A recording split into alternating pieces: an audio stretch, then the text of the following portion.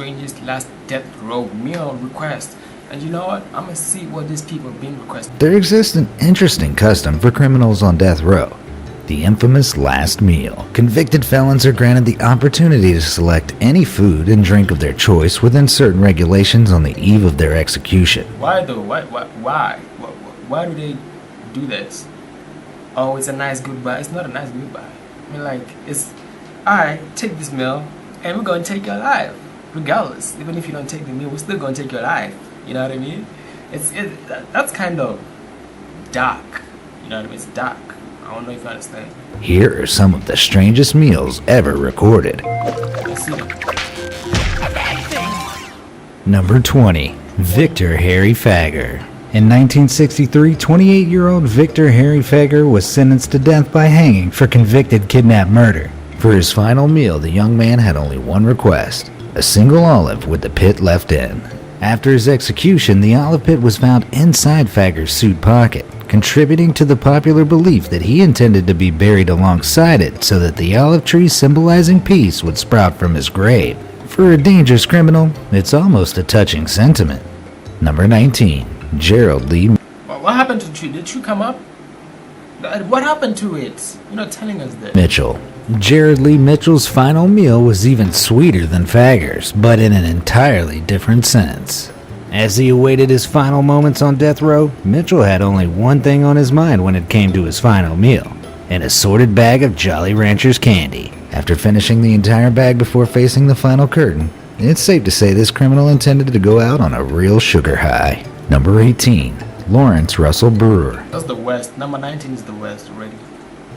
While some have a clear idea of the last thing they'll ever eat, others are totally spoiled for choice. Taking full advantage of this unusual opportunity, convicted killer and white supremacist Lawrence Russell Brewer decided to indulge in an enormous feast in 2011. He requested 2 fried chicken steaks with gravy and onion, a triple bacon cheeseburger, a cheese omelet with ground beef, tomatoes, onions, bell peppers, and jalapenos, 3 fajitas, a meat feast pizza, a bowl of fried okra, a pound of barbecued meat with half a loaf of... I mean, it is like it's his last day on earth. I mean, this is not strange. This is actually is not strange. It's actually one of the normalists.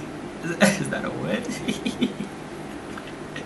Is that a word? It's so normal, bro. White bread, peanut butter fudge with crushed peanuts, and a pint of Bluebell ice cream, all washed down with 3 root beers. In a final screw you to the justice system, though, Brewer refused to eat a morsel when the order arrived, claiming that he wasn't hungry. Texas Senator John Whitmire was so furious that he decided to ban the last meal request in the state, so future death row prisoners have Lawrence Russell Brewer to blame for regular prison slop. Number 17.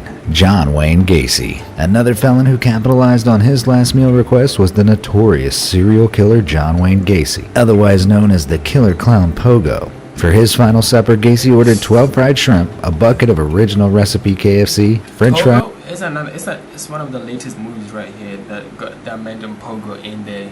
I don't know, what is it called? There's a movie that just got out. I don't know it, but it's a nice movie. Oh yeah, I think it's Accidental Hitman. And a pound of strawberries. Prior to his conviction, Gacy had managed 3 KFC restaurants in his home city of Waterloo, and he clearly never got tired of that finger-licking goodness. Number 16. John Spentkelink. For some, food isn't the priority at all when it comes down to making a last order.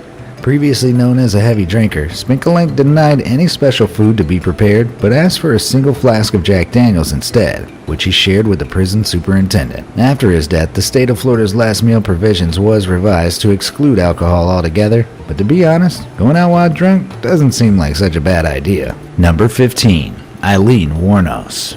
So Eileen... alcohol as his last meal, that is not weird. I don't know why this was titled weird. Wuornos also requested a beverage before taking her last breath in 2002, but of a different kind. A single cup of black coffee was all she wanted. It may seem like this request was her way of saying, don't even think about... Her way? Hey yo, this is how she was looking? I know this is cartoon like, but this is how she was really looking? Okay. Killing me before I've had my morning coffee, but Wuornos actually had this is her? Okay, never mind. Crazier motivations. In fact, she didn't believe she was going anywhere for long, as her notorious last words were, I'd just like to say I'm sailing with the Rock, and I'll be back like Independence Day with Jesus June 6th. It's safe to say she still hasn't turned up yet. Number 14. Ricky Ray Rector. Ricky Ray Rector seemed to have similar motivations when it came to his last meal. Rector had ordered a tasty-sounding meal consisting of steak, fried chicken, and cherry Kool-Aid, followed by a slice of pecan pie. But he left his dessert untouched. When asked why he changed his mind on the sweet treat, Rector simply said he was saving it for later. Whether this was intended as an ironic joke or a sinister hint that his return in the afterlife was imminent is entirely up to you. Number 13. Timothy Saving it for later. This man knows be funny. McVeigh. What this senseless killer ordered as his last hurrah might surprise you, given the seriousness of his crimes. All McVeigh wanted to eat before his execution in 2001 was 2 pints of mint chocolate chip ice cream, though it's unclear whether one remained chilled as he guzzled down the first or simply melted into a puddle beside it. To be honest, for a man responsible for 168 innocent deaths, even melted ice cream seems far too generous. Number 12. David Leon Woods. Convicted murderer David Leon Woods spent 168 people got over 168 bodies, because that was actually, I mean, it's obvious it's not his first 168 bodies, right? That's mad. Yo, 168 bodies? Man, how is he living life? How is he able to not think about taking his own life? 168 bodies? Yo, fam, is you straight? Gang? No, not gang. Hey. I be saying gang, just off. I don't know why. I just be saying gang. I think I be watching too much Kaisen. A whopping 22 years on death row before he was put to death on May 4th, 2007 in Michigan, Indiana. When the daunting moment finally came, Woods had a fairly simple request for his last meal. He chose a standard pizza and an entire birthday cake, both of which he shared with his family. As it turns out, his birthday was actually 3 months after his execution, but hey, beggars can't be choosers. Number 11. Thomas J. Grasso. Thomas J. Grasso was not the brightest of the bunch. And how is that strange? I mean, he asked for a birthday cake and he spent it with his fam. I don't know about that. I mean, he's actually, I think that was actually hurting his fam more, his family more, you know what I mean? I mean, how you got a family like that, you know what I mean? I mean, you love your family, right? Why you out here killing people like that? And you know that those people got families too. Judgment Day came in 1995. His final meal request reflected his questionable life choices. He ordered a plethora of extravagant foods like 24 steamed clams, half a dozen barbecued ribs, a Burger King double cheeseburger, and 2 strawberry milkshakes alongside a can of SpaghettiOs to be served at room temperature. When Grasso's meal arrived, he was served spaghetti and meatballs instead, a mistake he'd never forgive, as his final words were, "I did not get my SpaghettiOs. I got spaghetti. I want the press to know this." Number 10. Stephen Wayne Anderson. Grasso isn't the only one to throw a seemingly random ingredient into the mix when concocting the perfect final meal. Stephen Wayne Anderson was a pretty deadly criminal, but his food choices were interesting to say the least. Why you looking like Post Malone though? Before his I think he kind of relates to Post Malone. Execution in California in 2002, the 48-year-old requested 2 grilled cheese sandwiches, a pint of cottage cheese, a hominy corn mixture, peach pie and chocolate chip ice cream, and, well, a big helping of radishes on the side. Number 9. Peter J. Minial.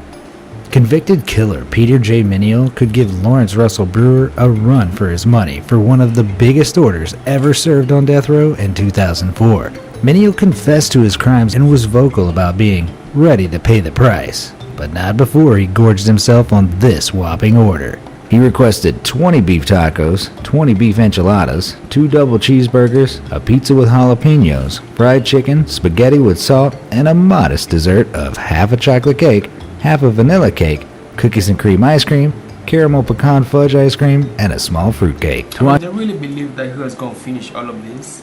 I'm even starting to doze off just listening to all of this, all the things he ordered. They don't look good though. Now I'm starting to get hungry. Oh my goodness. Wash it all down, he also had 2 lots of Coke, Pepsi, root beer, and orange juice. Maybe he intended to explode Henry VIII style before facing the music. Number 8. Velma Barfield. This sweet, God-fearing grandmother became known as the Death Row Granny. Velma Barfield was the first woman put to death in the U.S. in 22 years when she was executed by lethal injection in 1982. But not before she was granted one final meal. A cup of tea, a slice of coffee cake, or a fruit scone might be what you'd expect. But all Barfield really wanted was a packet of cheese doodles and a can of Coke. But for a devout Christian old lady who also killed 6 people, what can you really expect? Why did she kill 6 people though? What? That was a granny killing 6 people? And why do grannies like tea that much though? Number 7. Robert Alton Harris. When you're ordering your final meal on death row, it's important to cover all bases. And why agonize over which takeaway to get when you can combine the lot? This is exactly what murderer Robert Alton Harris did in 1992 when he requested a 21-piece bucket of KFC and 2 large Domino's pizzas alongside a 6-pack of Pepsi with ice cream and a bag of jelly beans for dessert, and a packet of Camel cigarettes for good measure. Harris is most remembered for his final words, though, which were, "You can be a king or a street sweeper, but everybody dances with the Grim Reaper." Kind of prophetic for a seasoned criminal, don't you think? What do you mean everybody dances? Number 6. Ronnie What are you Lee. talking about? I do not dance with no Grim Reaper. I don't. Mr. Grim Reaper. That NBA Youngboy song, right? Gardner. Plenty of death row criminals have used their final meal as an opportunity to make smart choices, and Ronnie Lee Gardner was certainly determined to make his sitting last as long as possible. He didn't go too overboard on his order of steak, lobster tail, apple pie with vanilla ice cream, and a 7-Up, but he also had another request: to watch the Lord of the Rings trilogy while eating. Surprisingly, Gardner was permitted to do so, and with a combined runtime of more than 11 hours, this must have been the longest last meal ever. Number 5. Philip Workman. Gluttony was the last thing on Phillips's mind. 11 hours? Hey, they were generous, you know what I mean? They were generous. You can clearly tell that the judge had like, still, judges be having good hearts, and I mean, they be coming to, approaching cases with a good heart. Not just to put you behind bars, but to see what you did wrong. If you did something wrong, they're going to put you behind bars. I mean, they're going to take the exact correct measures. You know what I mean? Like, they let him stay for an extra 11 hours. They let him watch Lord of the Rings. Wow, man, wow. Mind when he requested his final meal. His final request was for a large vegetarian pizza to be given to a random homeless person, but prison officials refused to do so, and he ate nothing. And it's Why? Why? Why? What? I was routing out for them. I thought they were good people. Now somebody was trying to do a good deed, and they blocking him from doing a good deed. What? I'm gonna take back what I say. surprising turnout. On the day of his death on May 9th, homeless shelters in Tennessee received large amounts of vegetarian pizzas from people all over the country. So at least he did one good deed before his death. Number 4. He received large amounts of vegetarian pizza. Nothing. In a surprising turnout, on the day of his death on May 9th, homeless shelters in Tennessee received large amounts of vegetarian pizzas from people all over the country. It was his idea. They just didn't want him to get the credit. They just didn't want people to, love him after his death. I mean, he wanted to do a good deed, obviously. If he hadn't requested that particular good deed, people was not gonna get that meal at all. So at least he did one good deed before his death.